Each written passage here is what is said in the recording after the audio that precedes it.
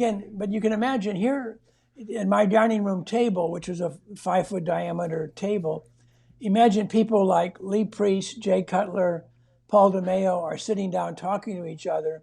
The young versions. Yeah. And all my house guests were in their 20s. I hate the stuff on the internet now. You got to be in your 30s and pay your dues, because that's when you start getting hurt. So, no, they were all young. There was a time in their life, but they were sitting down at a table with someone who had the same dream for the first time in their lives, because most of these people came from small town America or small town Canada, like Frank McGrath. I mean, I actually had to fly to Newfoundland to encourage his parents to let him come to LA. You went to Newfoundland to meet his parents to make sure they knew it was okay. Yeah. Hey everybody, welcome to It's Just Bodybuilding. I'm your host, Big Ron Partlow. I'm here with the producer, Scott McNally. Dusty Hanshaw is not at work today, but the last time he missed a day at work, he was in a coma, so we're all right. He's got pretty good attendance. And remember to like, share, subscribe, comment, and ring the bell. Scott loves when he gets to do that. It's the rare. best part of the best part of Scott of Dusty not being here. They took our job. And remember, IamMutant.com. Go to IamMutant.com and use the code BigRon or Dusty and save yourself money and get it delivered to your house. So there we go, IamMutant.com. Very excited to have our guest today, Scott. We have the legendary Ed Connors. Ed, longtime friend of mine, longtime friend of the industry and everyone in it. How are you doing today, my friend? I'm feeling well, thank you. You are just a juggernaut of a dude. I tell people I see Ed more than I see my own family, because I see you at FIBO in Germany, and then I see you at the UK Arnold, and then I see you at the Olympia, and then at the Arnold, and then at every other show I go to. And I don't know how much you travel. Are you a million air mile guy? You've got to be. I have about 5 million miles. Yeah, man. You're like that out of sight. What's that movie Up in the Air with George Clooney where the captain comes to him in mid-flight and gives him the 10 million mile card? I think, Ed, did you ever get that happen to you? No, actually, because of the 5 million is spread with 3 or 4 airlines. Oh, okay. So you're a superstar everywhere you go then. Okay. Well, a few of them. I'm sort of loyal more to American Airlines than any others. Yeah, okay. Well, man, you've been everywhere. So for those of you that don't know Ed, you're going to get to know him today.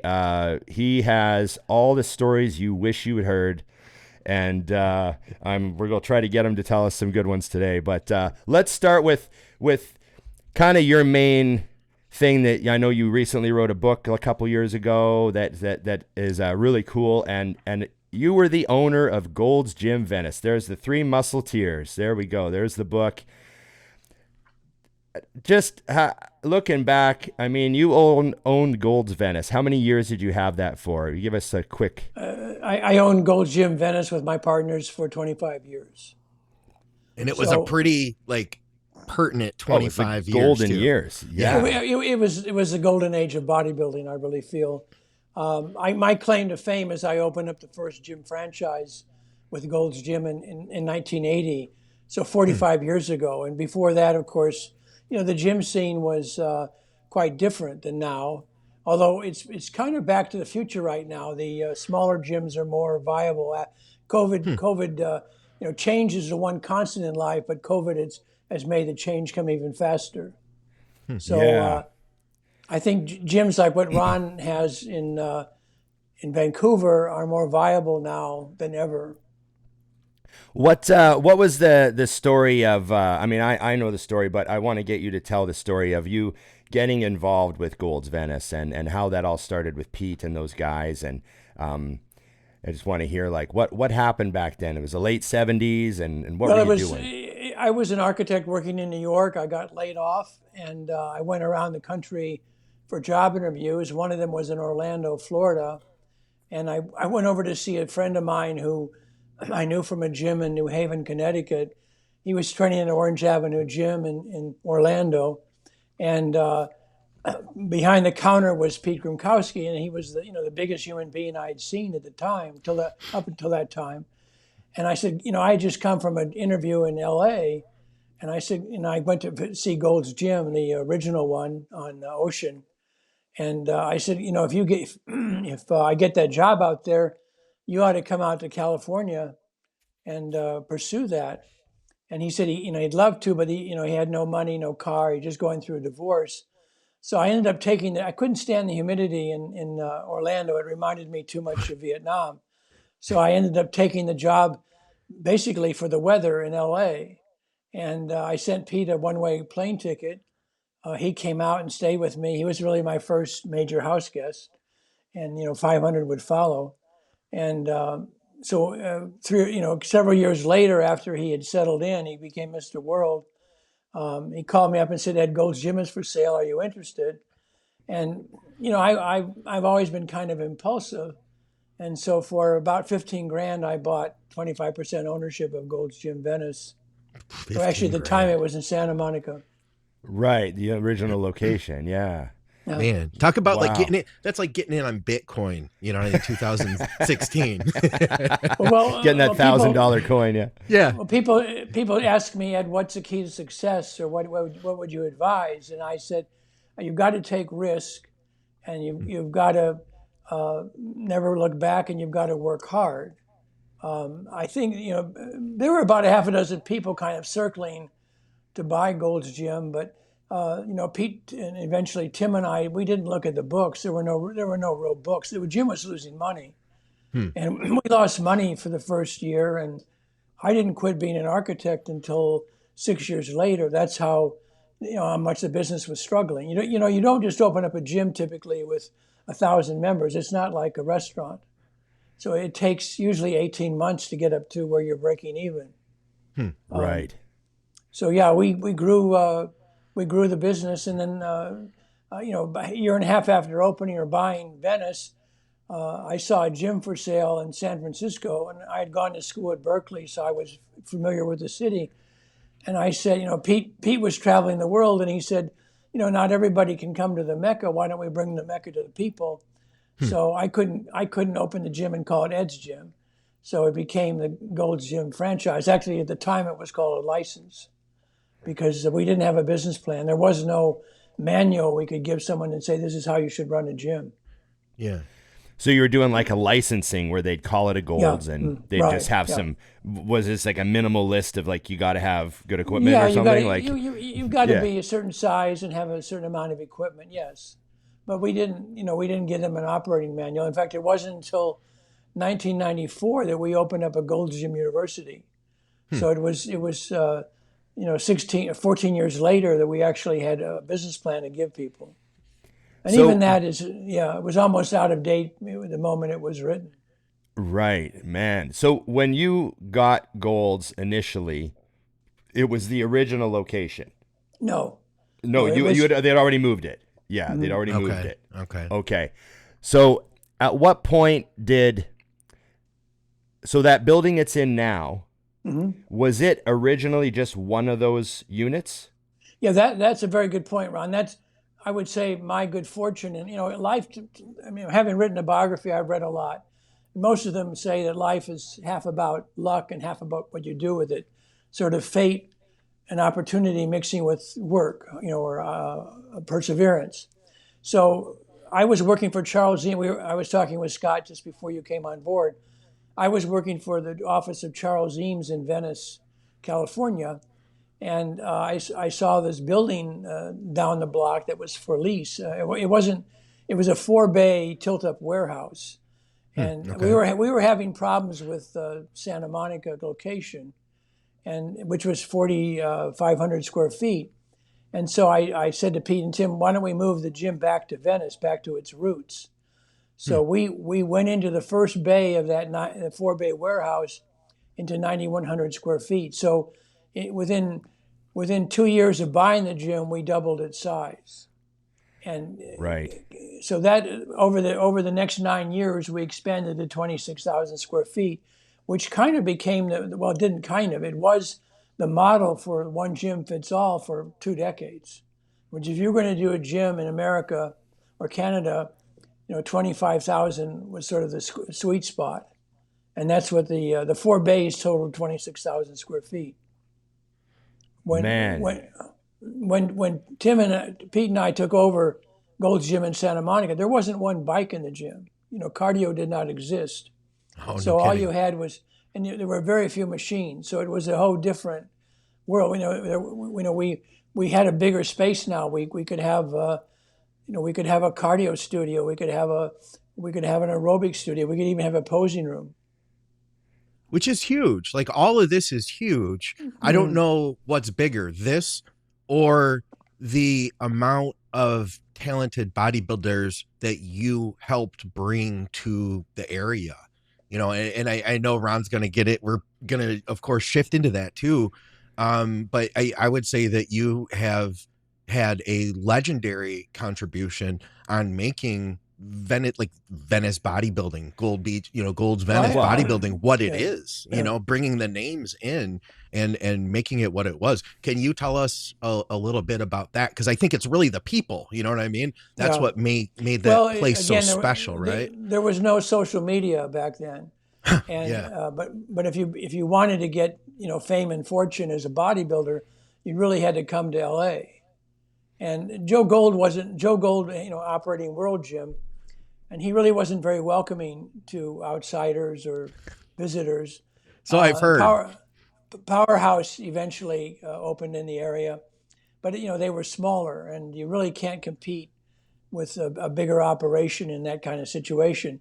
So I would see, back in the day, people forget, but Gold's Gym franchises, licenses over the country had bodybuilding contests. That was a affordable way for a gym to market its membership. In other words, you would hold a bodybuilding contest in your town and get the competing gyms to put up a poster featuring your gym. So various people like Jay Cutler had just won a Gold's Gym bodybuilding competition, a classic back in Massachusetts. And he came out to get publicity after winning. I happened to see him in the gym, and it's in my book, but I asked him, where are you staying? And when he told me where he and his girlfriend were staying, I said, you got to get out of there. It's a bad area. And so I offered them my home. I had a 4-bedroom house in Venice, and he became one of my house guests. Lee Priest was there at the same time, so he met Lee. Lee got to meet people like Jay, so over the years I would see talented bodybuilders and encourage them to come to Venice. You're talking earlier about all the miles I have. I got 6 or 7 free round trip plane tickets a year with my mileage. So I would send people tickets and say, come out to the Mecca and get photographed. But with the striping we had over the mirrors, you couldn't possibly take a picture in the gym without knowing where you were. And so those photos went into all the magazines. We gave every photographer, about 24 of them, a free membership. We gave the Weider staff, free membership. We didn't charge the athletes. If somebody was attractive or could help promote the gym, like the celebrities, the movie stars, or sports figures, we didn't charge them. How could you charge Magic Johnson or, you just don't do Hulk that. Hogan. Yeah. So That's crazy. we were giving away about 60 to 80 grand a month in free memberships for clothing. But that was our marketing. That was our advertising budget. And right. Many of these house guests of mine became famous and helped promote the gym. John Cena wrote the foreword to my book. And yes, it's great. And I guess there are 3 categories of people in my life. Some who, if they never met me, would probably still have had the careers they have. Others I know would never have had the career if I hadn't met them, and others I'm not sure about. Like Jay Cutler, I'm not really sure that I made a difference, but he said I did. He said if I hadn't brought him back to Venice the second time, he never would have pursued bodybuilding. He would have become a law enforcement officer.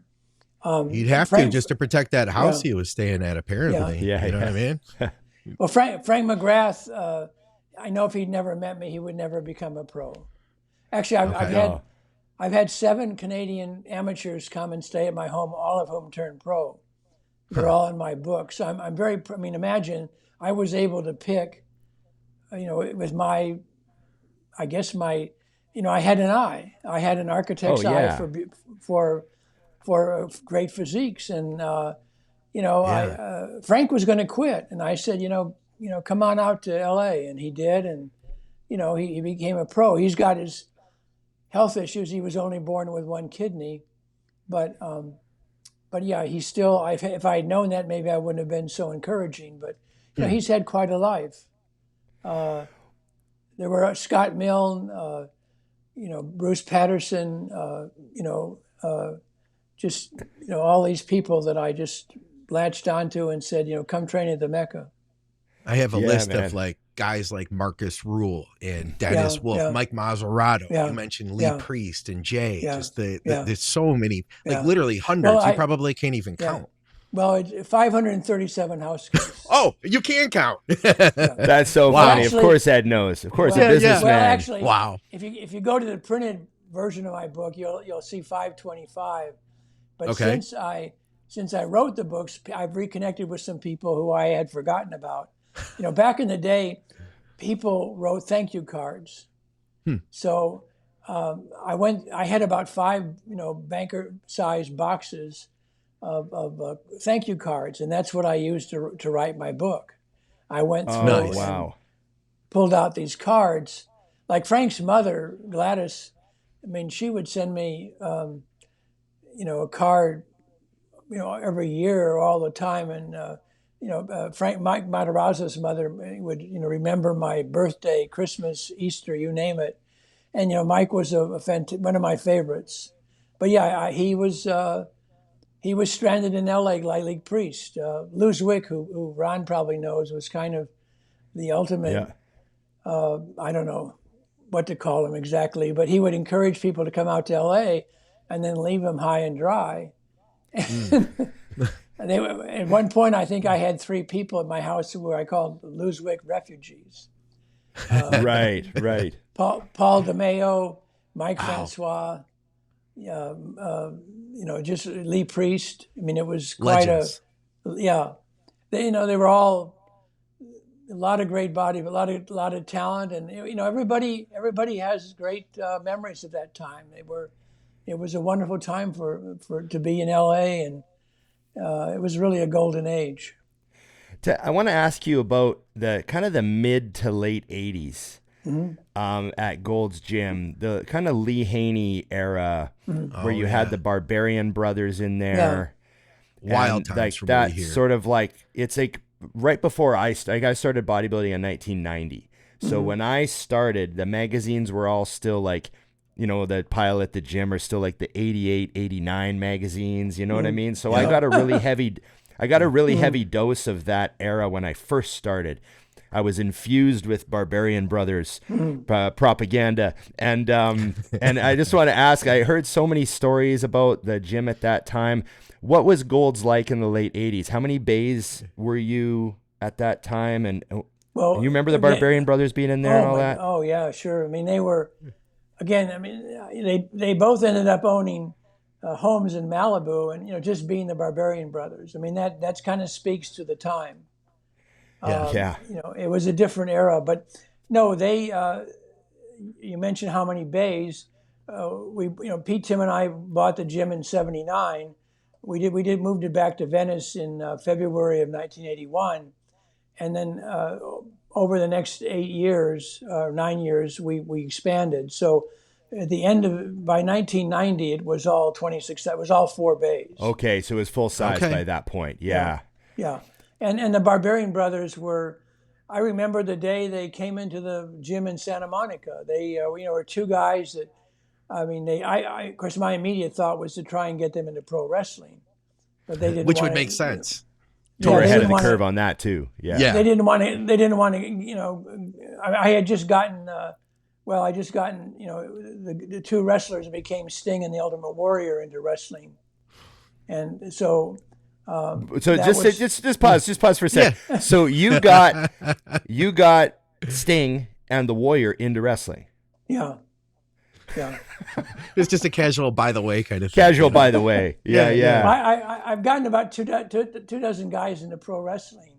And Steve Borden, who became Sting, was my manager of the Gold Gym in Reseda. And, back in again, that's another thing people forget. Wrestling was a big deal back then. Yeah. Huge. It was Mythical. Mythical. Yeah. well, imagine, as Vince McMahon is buying up these federations and You're buying up Gold's Gym, gyms. we're not buying up gyms, but we're selling franchises so that if, Vince's group, every night, 15,000 people were watching his wrestlers, some town in America. And that might have a Gold's Gym. So those wrestlers would go into the ring and wearing a Gold's Gym, they just trained for free probably at a local Gold's Gym, which was really the only, and they would then rip off the shirt, the t-shirt, throw it to the crowd. It was a wasted t-shirt, but a lot of great publicity. That was So $10 actually, very well spent for you. Right? Yeah. Well, McMahon, even tried to buy Gold's Gym back then. So he was. Oh, no kidding. He was. He's a great marketing genius, and he said, if I'm giving you all this free publicity, I might as well own it. But he thought we owned all these clubs. Well, we didn't. Tim and I only owned one together.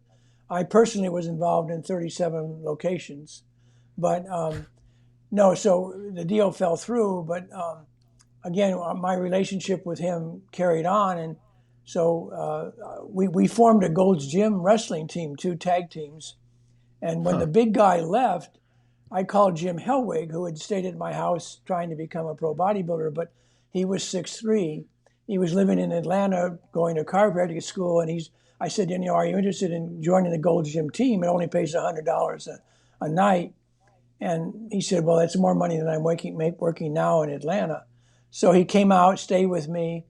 He paired with Sting, and they went on the road. They had a couple of very tough years, and eventually Sting split to the WCW, and then the Ultimate Warrior, who was wrestling as the Dingo Warrior, joined the WWE, and McMahon changed his name from Dingo Warrior to Ultimate Warrior, and he had a great run at it. He was intense. I mean, he legally changed his name to Warrior.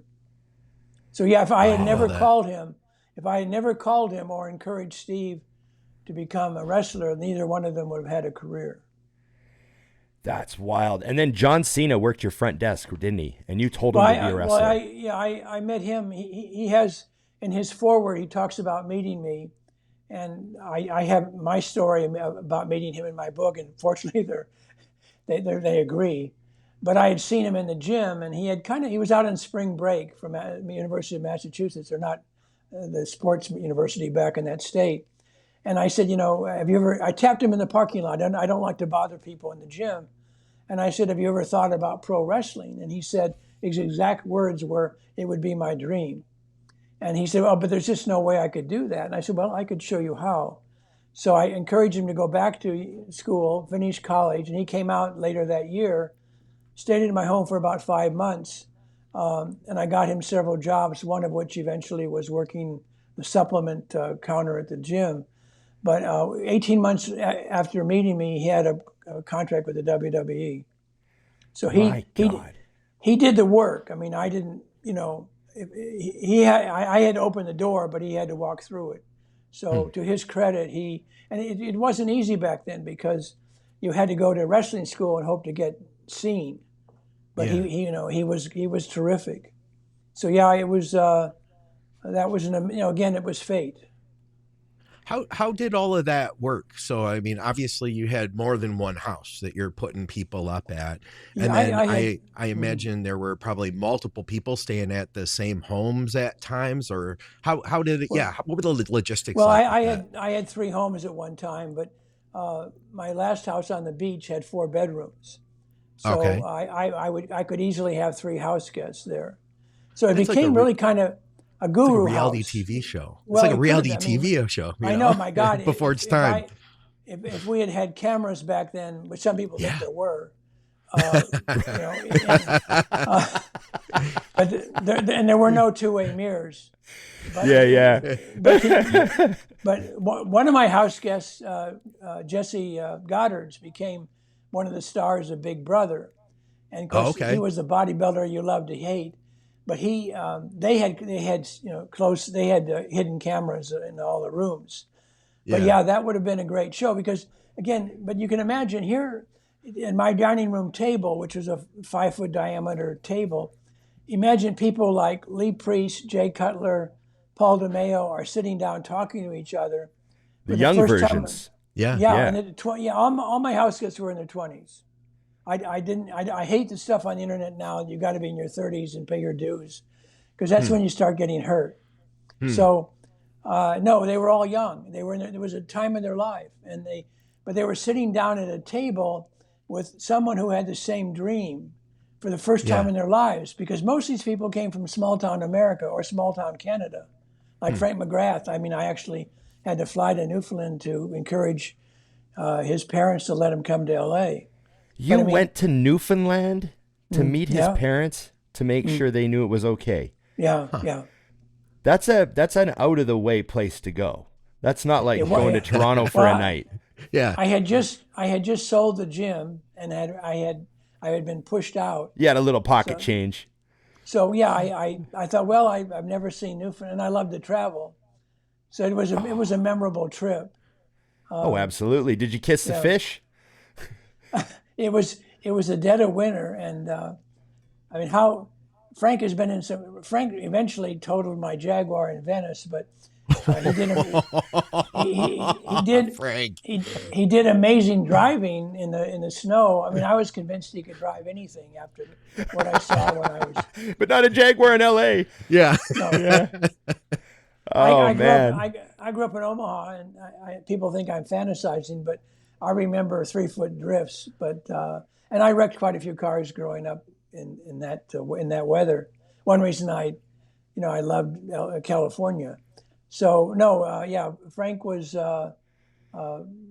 was. I think he met me at the airport wearing a T-shirt, and it was probably 15 below. Huh. Outside of Dave Palumbo, there is nobody who has podcasted longer than me in the hardcore bodybuilding space. And as a result, I've kind of become that guy, like the podcast dad that everybody reaches out to when they want to start a new show. Well, recently I partnered with this company, Mayano, and I've been testing out their microphone, the PD200W. And honestly, I've been super happy with it. It kind of exceeded my expectations, especially given the price. Right now, I am totally wireless. It's a feature I didn't think I was going to enjoy as much as I do. You can also plug it into your phone. So you've got the same great sound on both your computer and your mobile device. You can also plug it in with USB-C or XLR, and the whole experience has been easy. I literally just plugged it in and started recording. The batteries lasted forever. I've been recording for the last month. I've only charged it twice. And as I already alluded to, the price is really good. So if you're looking for a new microphone, I give it my seal of approval. In fact, I would buy this over the $1,000 setup that I normally use, to be completely frank. Plus, it comes with a stand. So you're set to go. It's all you need. I've got a link in the description. They're having holiday sales. If you need a new mic, this is a great way to go. So, you with so many people, and you couldn't know, who's going to be successful or who isn't. Is there anybody who stands out to you that completely surprised you? Like, I don't think, we'll see what happens, but, I don't expect much. And then all of a sudden, this particular bodybuilder specifically just maybe took off or was more successful than you could have ever imagined. If there's anybody that comes to mind. Well, I'm amazed. I guess I'm amazed at the success Jay has had. I mean, I knew he was good, but to become Mr. Olympia, I mean, again, I think it's not, to me, it's more than just being number one. I mean, you could have a great career as a bodybuilder, especially now with personal training, and not be number one. So I think having someone like him, or Flex Lewis, he was 19. I flew him over from England, and to be 6-time Mr. Olympia in the 212 class, I mean, that's beyond my wildest expectations. No kidding. Dennis Wolf, actually, I brought him over in 2004 along with Flex, and he was my first house guest when I moved out of LA to a house in the desert. And I mean, I knew he was good, but to see him have the pro career he had, I guess that surprised me. In 2004 for Dennis Wolf, he had to be pretty young then, because I'm thinking when I was really getting into, so he would have been super popular when, like 2010, 2012. He probably was 20. He probably was 28, I guess. I I think I would have been a little bit leery of bringing him over if he was over 30. But Yeah. Paulo Almada Oh is the yeah. Paulo. only one I really encouraged over 30. He was, I think, 35. He was he didn't start training till he was 30. That's why it was late. Well, yeah, and how incredible he was. And I took him to meet, Rich Piana, but Rich said I always found his best talent. That's so of course, funny. Of course, Rich's first words were, "Fuck, why are you not a pro?" Absolutely. And so with Rich's help, financially, I think, Paulo got his pro card that year. Probably another one that beat you, Ron. I'm sorry. Yeah. No, I took a second to Paulo. I did. I took a second, and it was one of those ones where there's nothing you can do about it. Like but you Scott, know he's coming. You asked me how I meet people. I was in Canada, I think Edmonton or one of those middle cities, watching Antoine Valiant compete. Antoine was a house guest. And I saw this guy who was in 8th or 9th place, Paulo Almada. It took me 2 years to find him. I mean, I wasn't looking every week, but I would once a month I would check social media. Well, finally he went on Facebook, and then that's when I said, come on down, meet Rich. I'm sure he'll give you a contract. He had 23 and 5/8 inch biceps. I taped him. Dang.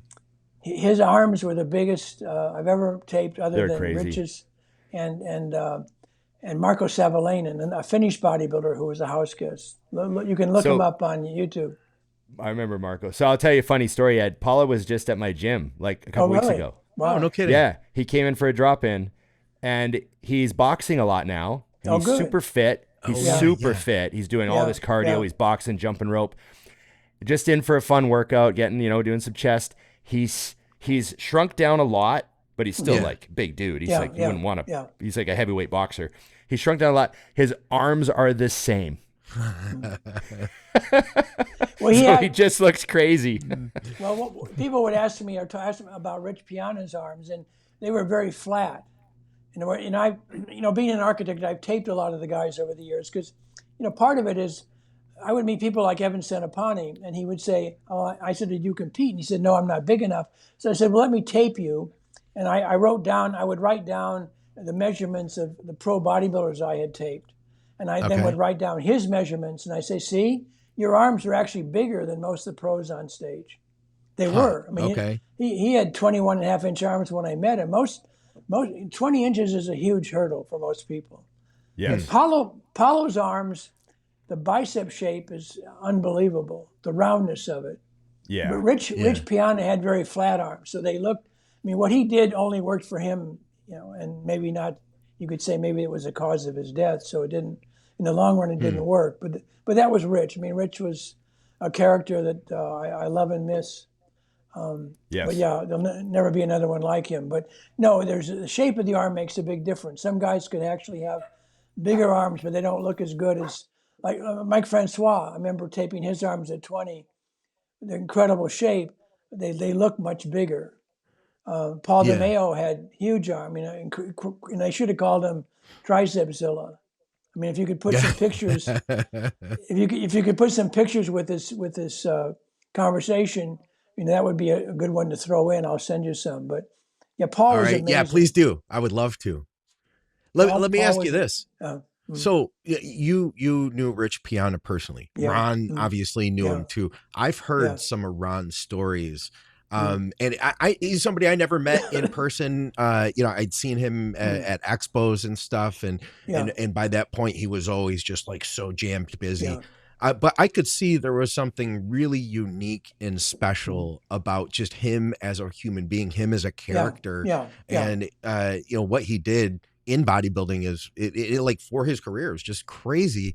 Can you explain to us, say I'm from another planet, I've never known who Rich Piana was. How would you describe him to me based off of what you knew? Well, he was passionate about what he was doing, and he really appreciated other people's physiques or hard work. He didn't put them down. So he was amazingly, I would say, he was like Pete Krimkowski, my partner in the gym. he was upfront about what he was doing. He Okay. he didn't beat around, and he knew how to work a booth. I go to some of these expos and I see all people all covered up, bent over, not even looking up at what they're doing. Rich would, Ron knows, he would be at the booth for 8. I don't know when he peed. I mean, he would be there for 8 or 9 hours and have the longest lines, and he was so dedicated to his fans. What other bodybuilder had so many people write 5% or whatever on themselves in ink? Tattoos. Yeah. Tattoos on No, their it's necks, back of hands. I've seen them all. I have so many friends on social media that have ink from him, and they were just so inspired by him. And so he was what would you call it? Someone who inspires somebody like that. I mean, they became his disciples. So what was he? Yeah. Just an incredible leader. It was a real phenomenon, Rich. Yeah. I've talked about how I watched that whole thing evolve, and I remember, you'll appreciate this, Ed, because you kind of already touched on it, but I remember when he first joined Mutant, they signed him and we brought him to the Arnold for the first show was the Arnold, and I was going to stand right beside him at the Arnold. And I remember just the way he thought of everything. He thought differently. He thought, how can I make this better, right? And so we're standing at the booth, and we had a corner booth, right? So there was like a big walkway on two sides of us with a lot of people. And he was in the corner. He was standing in the corner of the booth. And he goes, you know what? And he just picked up the table we had for him, and he just moved it out into the hall. He just moved it a couple feet out of the booth. And he goes, there, now people can see me from all 4 directions. Huh. And within 30 seconds, the line for him went from long to security coming over and having to like start talking about, oh my God, we're gonna need ropes. This is not gonna, this is crazy. That's wild. And then they started to say, well, actually, he's outside of the booth. Can you please get in the booth? And he's like, I can't stand in the hall. And they're like, what are you supposed to say? You can't stand there? He was just standing out in the hall was just causing chaos at the expo. And it was crazy. We had the craziest booth. I remember being frantically busy that day because of Rich, It was really something else. And Ron, I remember being at FIBO. For your listeners, that's the biggest fitness trade show in the world, which happens every year in April in Germany. And Rich had still had a very long line when the security was trying to close the doors, and they somehow thought I was, I guess because I had a coat and tie on, they thought I was in charge of this booth. And they said you need to tell him to shut down. I said you tell him.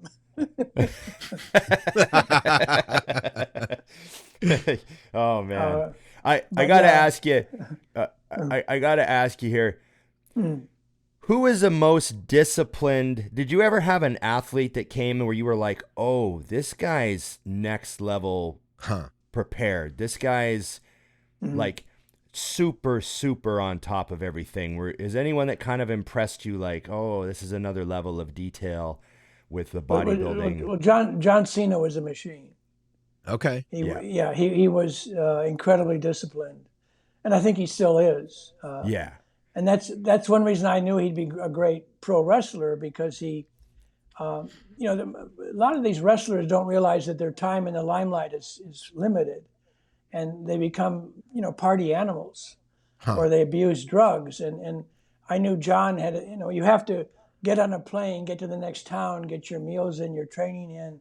A lot of the members are still in bed or coming back from nights, whatever, at 2 or 3 in the morning. They miss their flight. They don't get their meals in.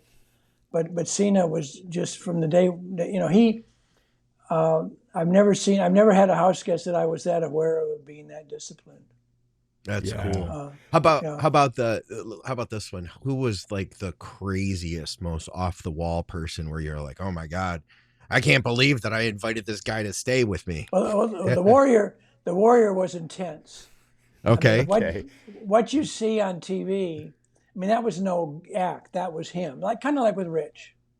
Yeah. He was kind of It larger was just than turned life. up a little. It just Yeah. turned up a little. Yeah.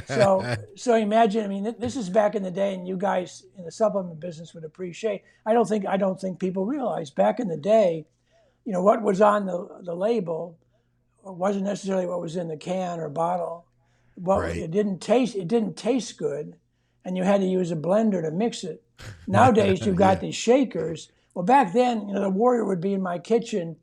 He'd put in, protein powder, gotten it from whoever, and bananas, egg, peanut butter, and tuna, a can of tuna fish, and turn the 5,000 calorie shake. Yeah, turn the blender on high and then chug it down. And that was just, and he took that on the road. I mean, it was gross, but I traveled with him and Sting a few times. The Steiner brothers were there too at the time. They were never house guests, but I got to be good friends with Rob Rick Steiner, Scott Steiner's brother, who was actually, they're both great athletes, great. They were Olympic wrestlers.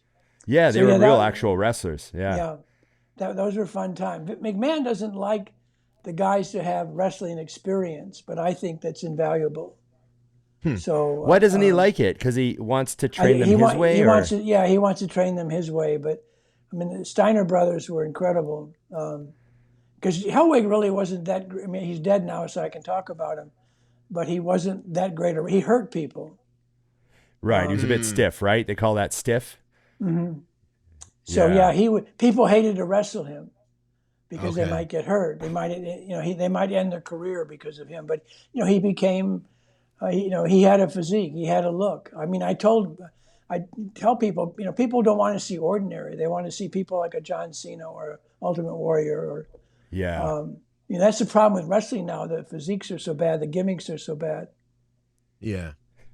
I love it. The physiques are so bad. Well, they're not allowed to gear up like they used to be able to either. Yeah. Well, you could still have a much better physique than naturally than what you see now. You just got to be disciplined, right? I mean, it's amazing. It's amazing some of the natural bodybuilders I meet, given the quality, I think, of the over-the-counter drugs. I mean, I see people who are natural who I encourage to, compete because they look better than some of the guys I know who aren't. So much of it's genetics. I mean, there's only, genetics may only be 5% of it, but without that, you forget it. Yeah. I would never encourage somebody to go for it who I didn't think had the potential. So I wanted to. Yeah, I know you've had a crazy eye. I wanted to ask you about the women's side of the golden era and the evolution of the female gym goer through your lens of owning Gold's Venice and watching that all evolve. That's an easy one, really. We pioneered women's bodybuilding. We had the first women's bodybuilding contest back in 1979. Yeah. But I mean, unfortunately, the women, my first female house guest was Corey Everson. In my opinion, it kind of all went downhill after her. And now it's almost totally dead. So, the femininity of it is gone. I mean, women can't do what the men do. Period. Right. Now, what were you seeing? Like, were female bodybuilders moving to Gold's Venice the same way the guys were coming out for the dream and everything like that, or was that not a few were not as many, of course, but there were a few that came to, but some beautiful women who then basically dropped it and then just became trainers or were part of the whole LA scene and didn't Monica Brandt or.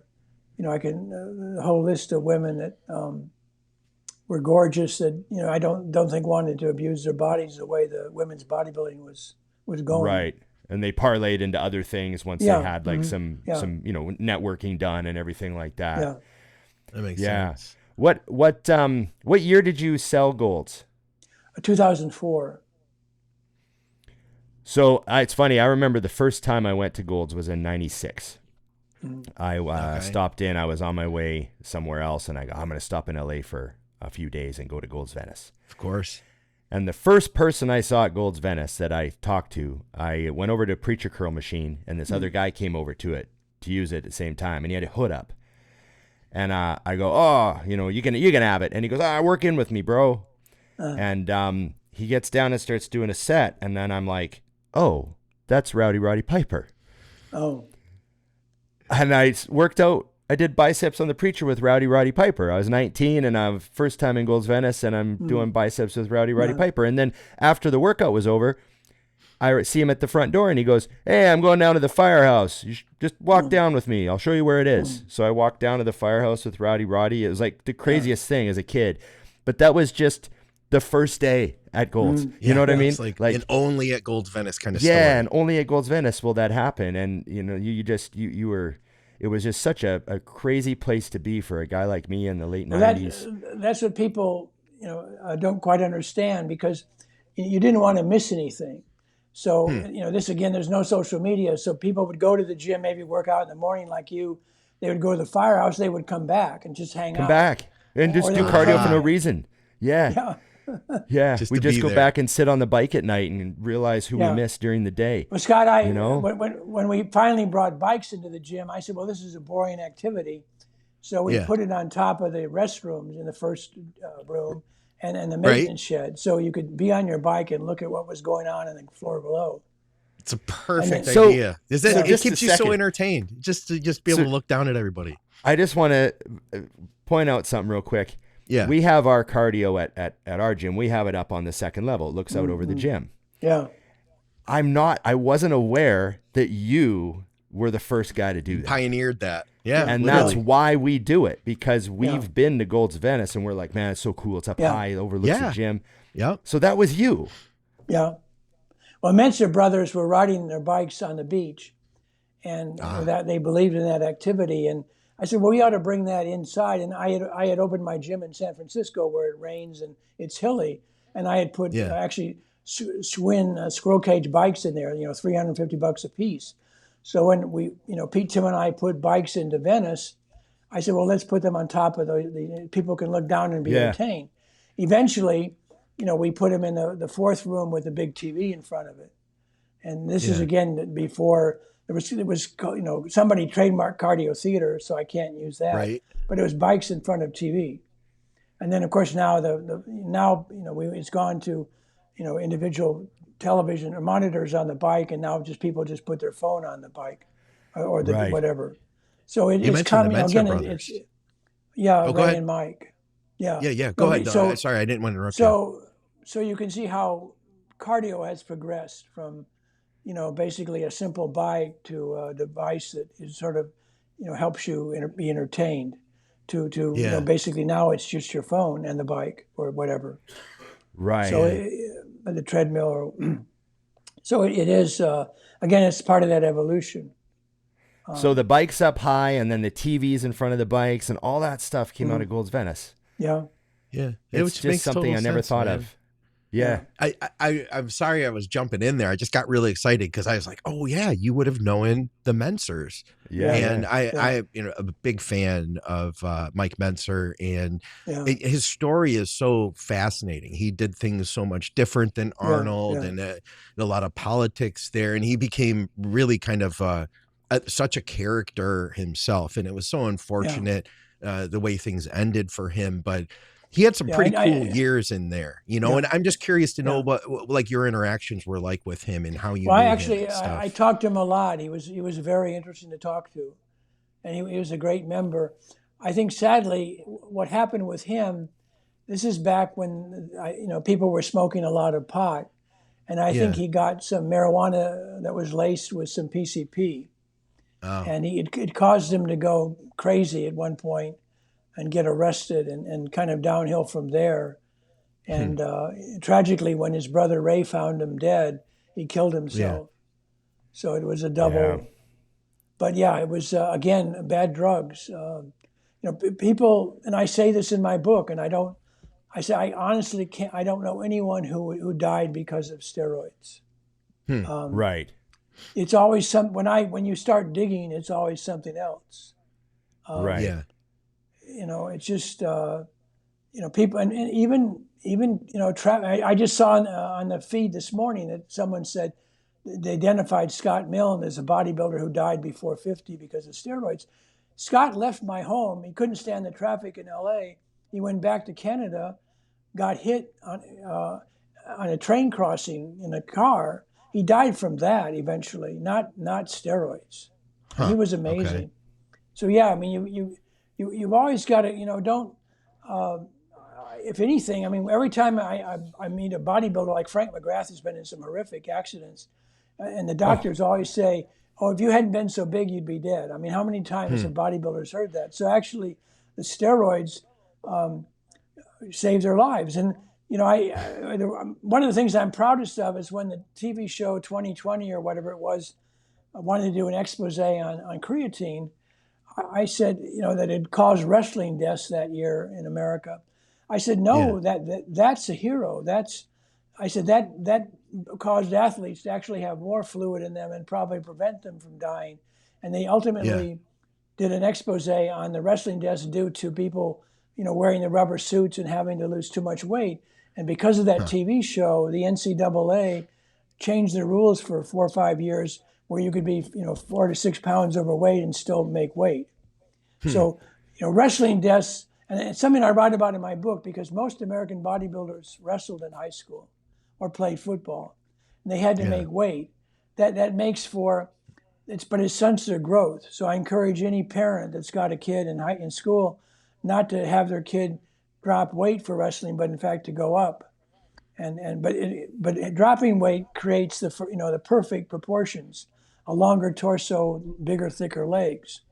So you'll find the majority of American bodybuilders were wrestled in school, high school, grade school. Especially back then, it was a lot more common. Yeah.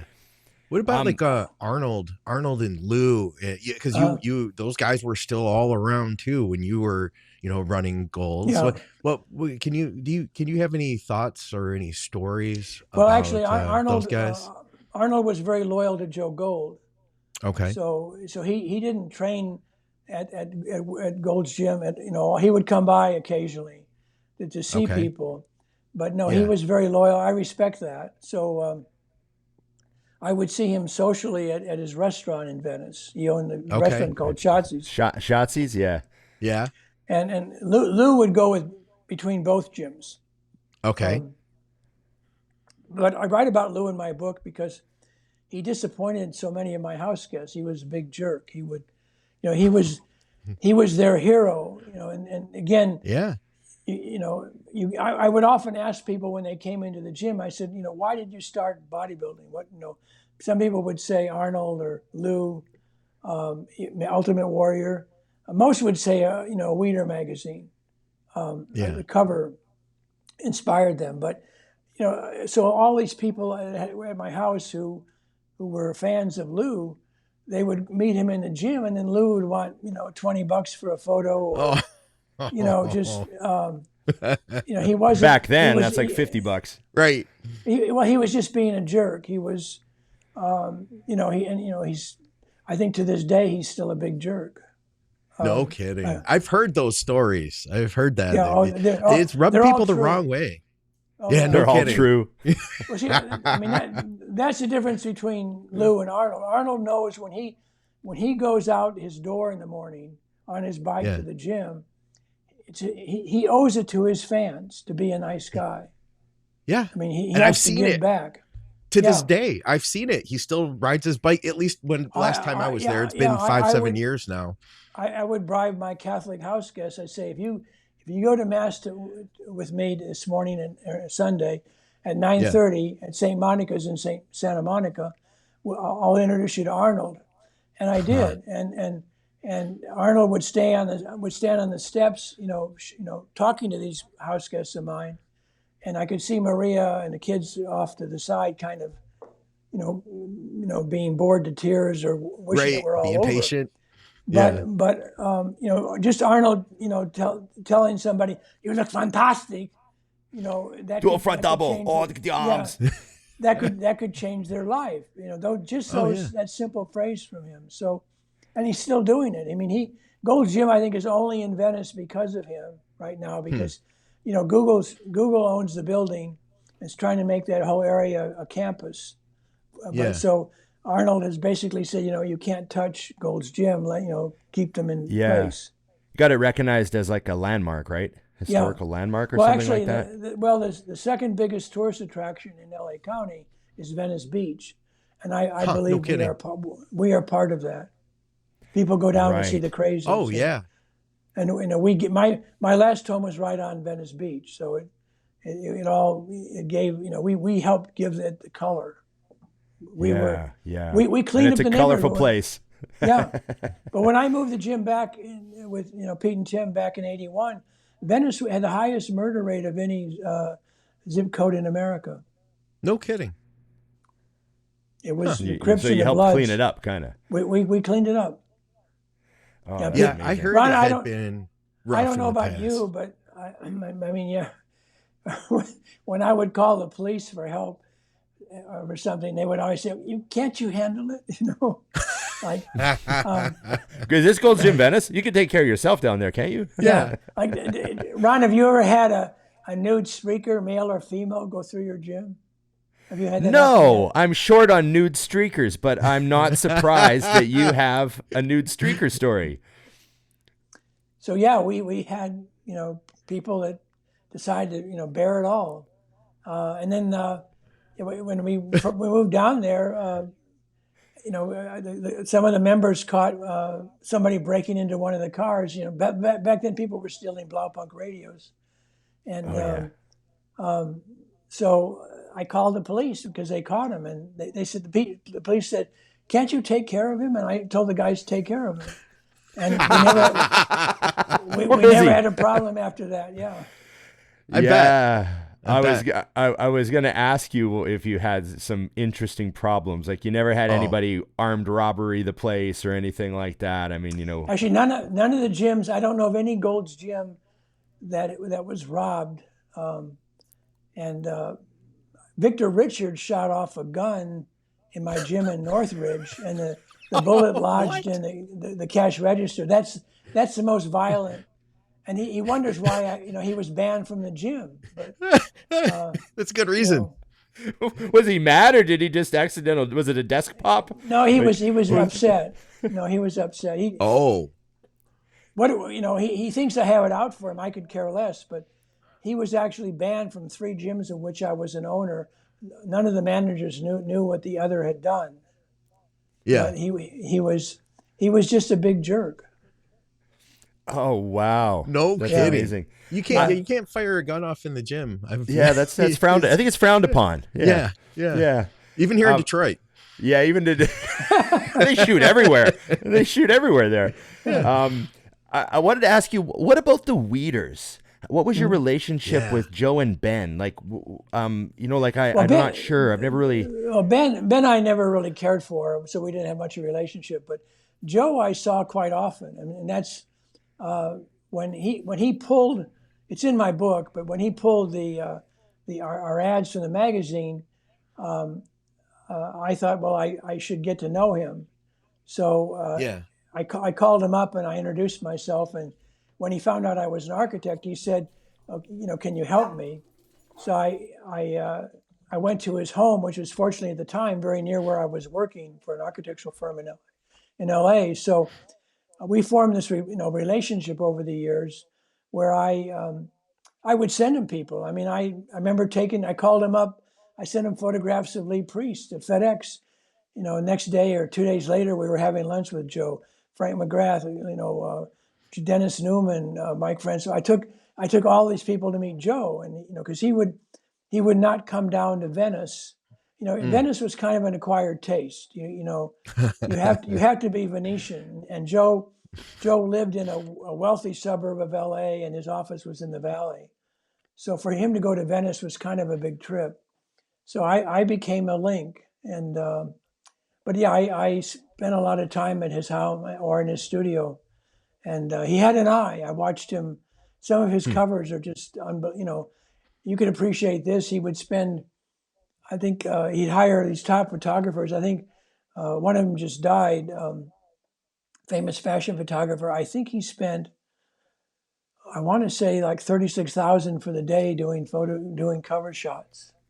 Wow. Just beautiful work. Sokolsky was his name, Okay. but it's in my book, I think. But it's some staggering amount of money he would pay to get these images, and the covers were works of art. Yeah, Yeah. all of Joe's magazine covers there was something about them. Everyone looked amazing. The lifestyle was captured. It was like this Yeah. mythical dream Yeah. life that was on every cover. I remember buying, Yeah. Flex, and I'd buy Yeah. Muscle and Fitness sometimes because Muscle and Fitness was also like Yeah. had the fitness in it. Yeah. But if Yeah. it had like some good pictures, I'd Yeah. get it. Like it's such a crazy era.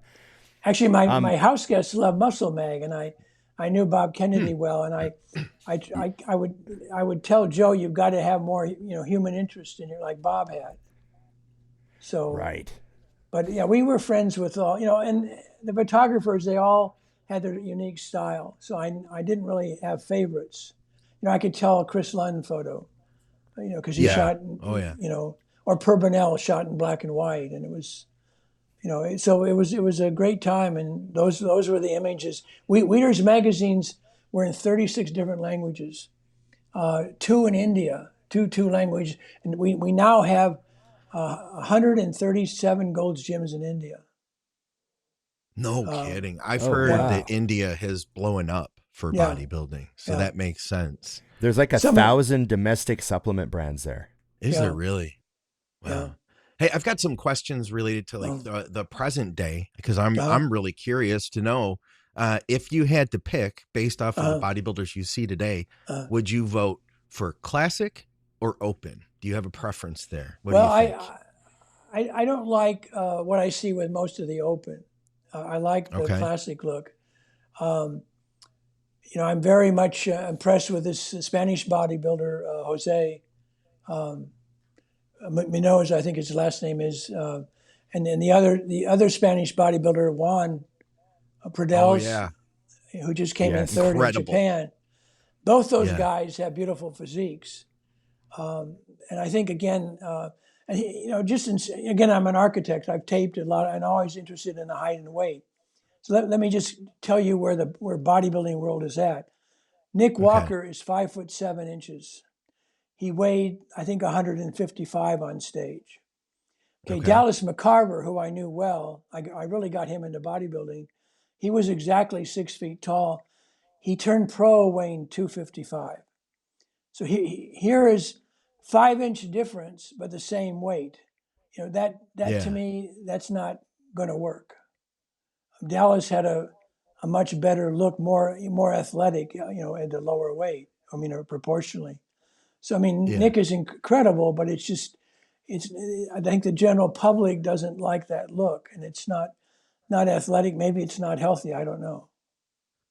What do you think about gym culture today? And because I feel like it's evolved so much, and with social media and Ron, you see it, right? There's constantly, we have, it's changed, I would say, exponentially in the last 10 years. What's your take on it?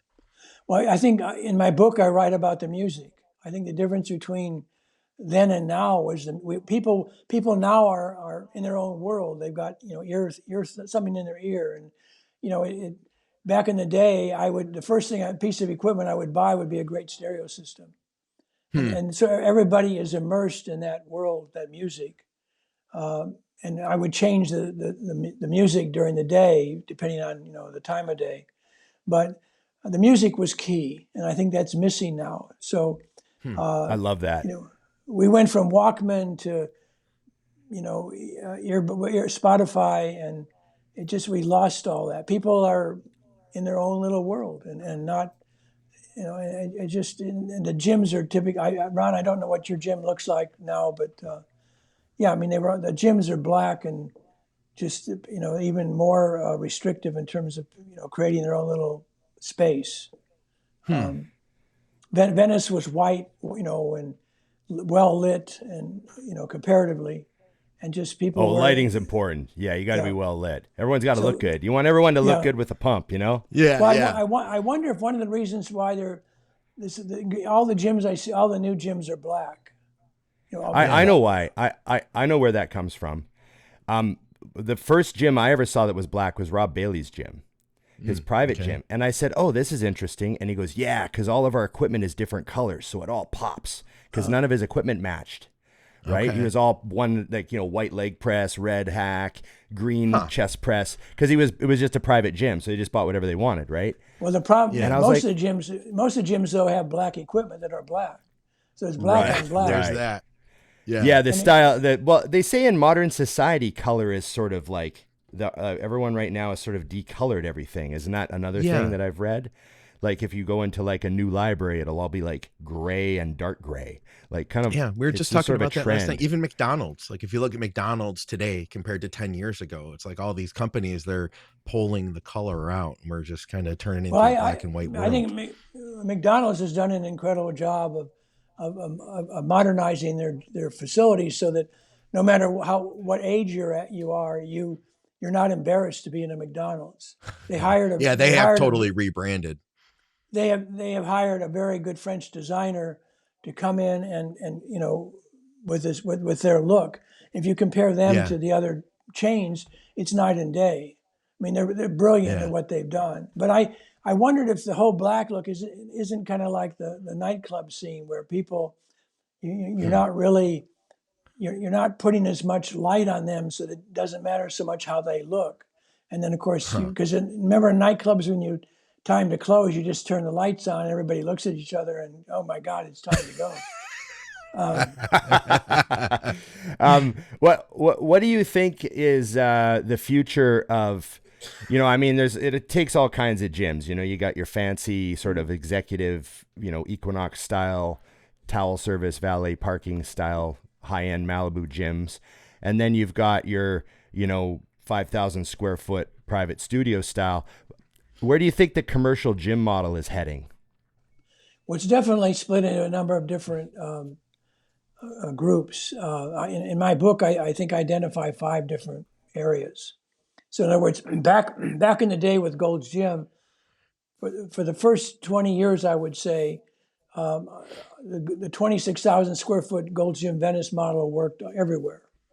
But then about the turn of the century, there began to be this splitting up where you had, if I were franchising now, I would allow Gold's Gym owners to basically have at least 3 gyms in a market under different names. One would be a high-end like Equinox or Life Fitness. And in the middle, then there'd be a middle range, probably a Gold's Gym, someone like a Crunch. And then the lower end would be like a Planet Fitness, a low-cost, high-volume gym. So, but I see the big gyms are in trouble because the millennials aren't going back in the same numbers. So the smaller, more personalized gyms make more sense. So it really, to me, is more back to the future right now. And I think for the smaller gyms or any gym right now, getting into the longevity center component makes sense. The PEDs and the ice plunge and infrared therapy and all of that. So Ron, if you have the room, I would try and get. I don't know the codes in Canada, but I would try and get in a blood testing component with offering those other ancillary services in your gym. Your mic's off, Ron. Oh. Like a longevity like clinic in upstairs or something like that. Yeah, that'd be cool. Yeah. Yeah. Well, in other words, kind of one-stop one-stop shopping where one of your members could get a cold plunge and infrared therapy, whatever, pay per use. Maybe they would, do blood testing. I don't know. Again, I don't know Canada's. Right. Yeah. There's a lot. Yeah. Yeah. But anyway, I think that's for American gyms. I think it makes a great deal of sense to become more than just a gym. You're basically your lifestyle. You're interested in longevity, and I've seen it now working in some gyms. Yeah, well, I think with us, like what we try to do. I mean, we're not doing the commercial gym thing where you're gonna have 5,000 inactive members. You know what I mean? So we got to sell everyone a hoodie, and we got the meals at the gym. Grab a meal out of the cooler. Grab a tub of protein. You got to be able to service your members that way. And the commercial model of I'm not sure how some of these gyms, like I know what their leases are. I'm like, holy smokes, some of these Yeah. big downtown crazy gyms. Yeah. And are you seeing, do you think there's gonna be less cardio? I'm being told by some of the reps I've talked to that the bigger gyms, they're ordering less cardio and more strength. They're shrinking their cardio floor a little. I hear that. I don't quite understand it. Right. Okay. Yeah, I just thought maybe more people were doing like alternative cardio, you know, like outdoor cardio, or they just, you don't see it. I don't. I hear that, but I don't really I don't believe it. Oh, okay. Yeah. It might swing back too. You never know. Yeah, Do you think there's still, is there room in bodybuilding today to have a Mecca, like a one place, the way the magic was with Golds? I don't think so. No, it's. I mean, Venice still has some magic, but those days have gone. Yeah. Yeah. People don't have to be anywhere anymore. They can be anywhere and be connected. Yeah. Yeah. I know what you mean. What when people talk about Gold's Venice in 50 years, what do you hope they remember? That's a great question. I hope they remember that we, along with Joe Weider and Arnold, changed the culture regarding fitness and working out. Yeah, for the world. Yeah. Yeah. Yeah. I mean, really, it was impactful to everyone. I just went to the grand opening of the second Gold's Gym in Milan, Italy, and you know it was actually like walking into any corporate-owned Gold's Gym in America. You know, the same. You would swear you were, you wouldn't even know you were in Italy. Which is, so does that mean that this whole trip is a write-off then? Is that what I'm hearing? I can't go anywhere without it being written off. So, it's smart man. Smart that's man. The master. Here. Yeah. What part of the legacy are you the most proud of? You know, the gym, the house guests, the effect on bodybuilding, the help you gave guys like Jay and John. What do you think you're the most proud of? I changed lives. I say in my book I got to play God with a small G, but I did change lives. I hope for the better, maybe not always, but I tried. I did my part. You gave a lot of people a lot of opportunities, and whatever they were able to do with them, you can only control so much, eh? Yeah. Mm-hmm. Yeah. That's amazing, Ed. Well, I really thank you for your time. It's been a blast talking to you. I always love when I'm at the booth and I'm busy and I look up and I'm like, Ed Connors. You're a very pleasant 15-minute break every expo I go to, and I look forward to seeing you again, my friend. Well, Ron, you are the one constant in this bodybuilding world. I appreciate that. It's always reassuring to see you and reminisce, and I'm glad you've seen it, what you have. But yeah, and I've always appreciated you and how you have approached everyone that you've dealt with. And thank you. You know, and I'm really glad you're on, because I want people that listen to our show to understand. Yeah. There was a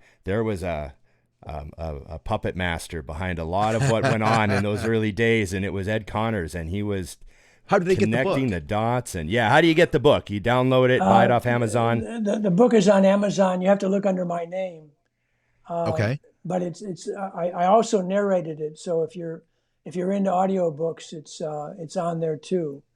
Nice. And it's I'm the guy in the middle wearing the coat and tie, which I wore every day. You're famous for that, weren't you? Yeah. When you say you narrated it, you mean did you read it yourself? Yeah, Is that he does. am I going to hear your voice? Yeah. Okay, hell yeah, I like that. Yeah. Actually, I was leery of doing it, but having now listened to my voice, which isn't great today, versus professional read, I think it was a good idea, because it's somehow different. And what's amazing, you'll appreciate this. I chuckle a few times. Even you can imagine how many times I've read what I'm reading, or have tried to say it, speak it, and yet it still seems funny to me, or it still brings a smile to my face. So that was really neat. Yeah, I just put on my Facebook page a picture of me recording the book with two of my former partners, Jack and Leslie Weider. She does professional voice, so it was her editing, kind of like your role, Scott. I mean, I now appreciate what an editor can do to a voice. Oh yeah. That's cool. It I've is, heard it's a lot of work it's just, to read, and I've heard that they recommend, like, if you write a book, they say like you shouldn't do your own read. no. So it's a lot of work, You've man. been through That's enough. incredible. That's Well, incredible. well, go listen to it, and can you get a sample there on Amazon? You can hear it, listen to a sample. So yeah, let me know what you think. I'm proud of it. Okay. It was a wonderful new experience. I guess I was 70. Absolutely. I was 77 when I did that. How old are you now? You're 70. You turned 80, didn't you? Yeah, 80. Man, I can't believe how sharp you are. I was lucky enough to meet you a few years ago at FIBO. I'm so grateful for this opportunity to sit down and actually get to have this conversation with you. But honestly, man, like you're a sharp cat, man. It's great to hear all the stories and to hear how much you actually still like.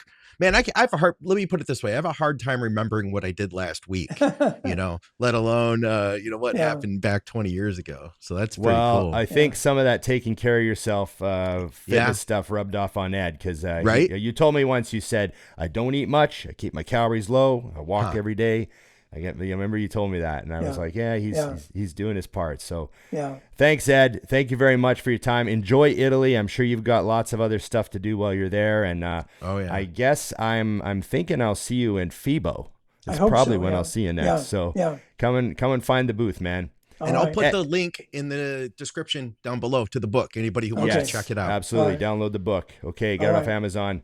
Thanks, Ed. So remember, everybody, Ed Connors, legend in the bodybuilding world. Everything would be different without you, Ed. Everything. We might not be sitting here, like the chain reaction of not having a Gold's Venice, not having that culture, not having that whole, like, I can't imagine how many lives that would transform.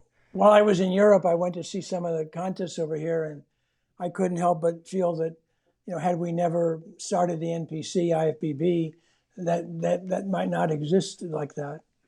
No, And one thing's for sure, Joe Gold wouldn't have had anybody playing music in their gyms, from what I understand. Right. So it'd be very quiet in your gym today. That's the big thing in my book. Again, this is the role of fate in our lives. If Joe Gold had owned Gold's Gym when Pumping Iron was made, he never would have allowed it.